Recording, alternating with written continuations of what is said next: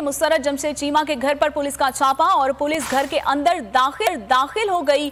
मुसर्रत जमशेद चीमा घर में मौजूद ना थी। एक और बड़ी खबर लाहौर से ही आपको दे रहे हैं कि इस वक्त मुसर्रत जमशेद चीमा के घर पर पुलिस ने छापा मारा है और पुलिस घर के अंदर दाखिल हो गई और इस वक्त मुसर्रत जमशेद चीमा जो है वो घर में मौजूद ना थी। ये एक्सक्लूसिव मनाजर जो हैं ये भी आप बोल न्यूज़ की स्क्रीन पर मुलाहिजा कर सकते हैं। मुसर्रत जमशेद चीमा का घर है जहां पर पुलिस की जो है भारी नफरी घर के अंदर जो है वो दाखिल हो रही है।